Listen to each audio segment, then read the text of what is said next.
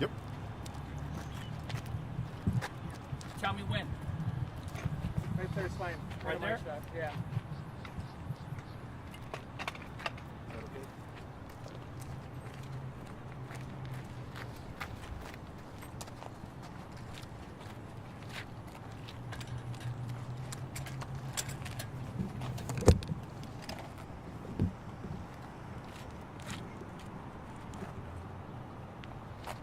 You mind throwing those back there?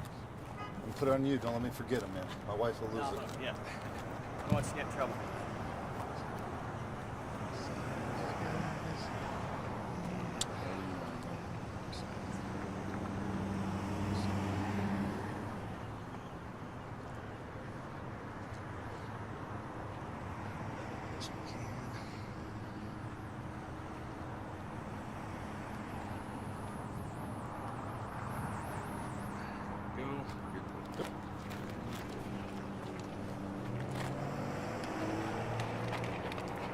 Checking sound, you guys good?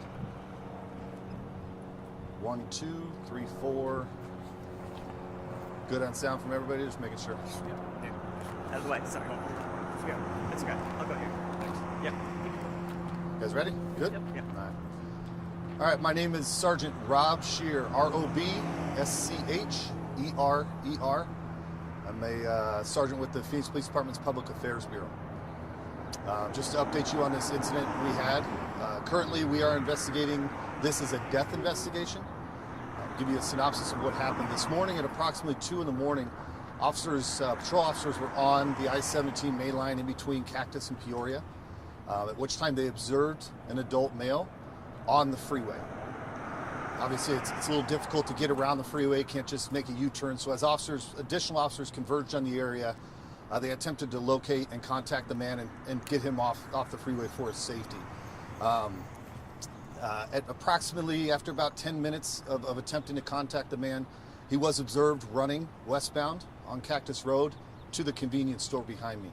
Officers did follow him into the convenience store. Once inside the convenience store, he was confronted verbally by officers, at which time officers observed him with a knife in his hand. After a real short verbal confrontation, the man was observed running to a storage room in the back of the QT, at which time he closed the door and barricaded himself inside of this room. Officers secured the area, got everybody out, customers and employees that might have been inside the QT at that time, got everybody out and proceeded with the barricade process that Phoenix PD has. At times this can be a lengthy process. It begins with patrol officers, negotiations, attempting to contact the individual and attempt to get an individual out safely. At a given point, our special assignments unit is called in to then take over that. This did happen in this case. One additional element that did occur during this incident is while officers were conducting the original phase of the barricade, a fire was started, presumably from inside the room. As far as the origin and nature of how that began, that's going to be part of the investigation. But a fire was started from inside the storage room. This engaged the fire suppression equipment that's inside the QT, and water became part of the equation, if you will, inside of the business. Our special assignments unit again arrived on scene, took over negotiations, and prepared a breach plan. This breach plan was put into effect at approximately a little bit before 5:30 this morning.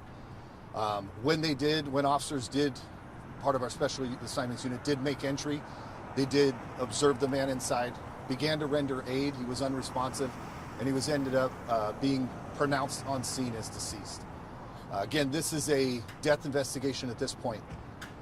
As far as specifics on the cause of death and manner of death, obviously that's going to be the medical examiner's decision on that. What we're doing behind me is part of that process, obviously. They're going to ascertain some of the things we collect from the scene. As a department, we're going to really fine-tooth comb this scene. It's going to take a long time. Any investigation that results in a death like this, obviously, we're going to take very seriously. And obviously, our engagement in it is another factor. So it's going to be a pretty long time. There are many factors that took place while officers were present here that we're going to investigate fully. And then ultimately, turned portion of this investigation over to the medical examiner's office to determine cause of death and manner of death. If you have any questions, again, I'll just say this is very preliminary. This is what I have. I can try to answer what we have, or what I can. Do we know if he was walking in the northbound or the southbound lanes of the 17? So he was observed in both northbound and southbound lanes. The original officer that observed him was traveling southbound. So I believe he was in the southbound lanes at that point. But again, as officers were circling the area, he was observed in both lanes, traveling both east and west across the freeway lanes. Right away, were you guys able to get everybody out of the QT? No one in the QT was harmed or hurt? He didn't confront anybody inside the QT? Correct. There was no confrontation. Everybody exited the QT pretty quick. Some of the people inside the QT observed the man with the weapon, so obviously they're gonna leave quickly. And that, once he barricaded, that's primary responsibility for the officers, is to ensure the safety of those. Get any potential. We don't want confrontations in any way, shape, or form. That's the point of that process. And then obviously the barricade process sometimes can last a long time. We're not trying to force confrontations with an individual that's by himself and armed. There's no reason. We have time on our hands, and that's time-wise. This was a pretty lengthy barricade, but not abnormal in any way. And just to confirm, once your SAU unit went in, once they went in, that's where they found him unresponsive in that storage room? Correct. He was found inside the storage room unresponsive, pulled out of the storage room. Most of our SAU teams are equipped with medical personnel that are trained specific to that, along with the fire department did respond to the scene. Both treated the individual. Again, unfortunately, he did die from his injuries on scene. Anything else? Approximate age, or? Literally any demographics we don't have right now. The second I get that, I will push out a media advisory with that update. I think that's probably the only thing I'll be able to update at this point. Okay. But once we get that, we'll be able to. Does he have a was this someone who was known to you? Does he have a record? Or was there Truly, right now, he is not identified. Okay. If I did have identifications, obviously we know the process of waiting on that. He's not identified right now. That'll be one of the first things our investigators do behind me. Is once that's approved, we'll go ahead and attempt to identify the individual and then go through that process that we need to do as part of the death investigation. Timeline from on the freeway, what time did that first initial contact, or when they saw him, what time was that until, and I know you guys went in right around 5:30, and then the second one is, how much water in the QT? Is there a lot of damage in there? Obviously, I'll answer the second one. Obviously, the fire suppression devices, the sprinklers, their water's going to cause damage. I don't believe, I haven't been inside specifically, but I don't believe it was centralized to only the area of the fire. A lot of times those are going to encompass the whole business. I imagine the damage is fairly severe. Timelines, we did the first officer to observe the man on the freeway was just after 2 this morning.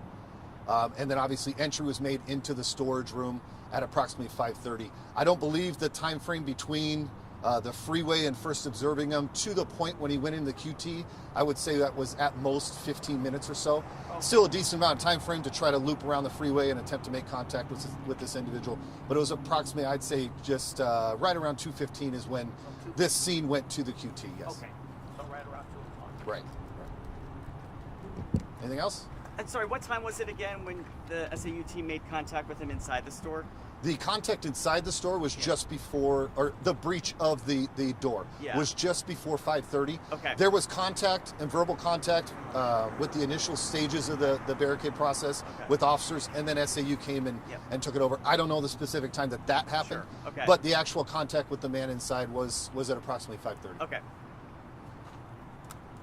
All right, appreciate it, guys. Perfect. Thanks. Awesome, thank you so much. Yeah. Yeah.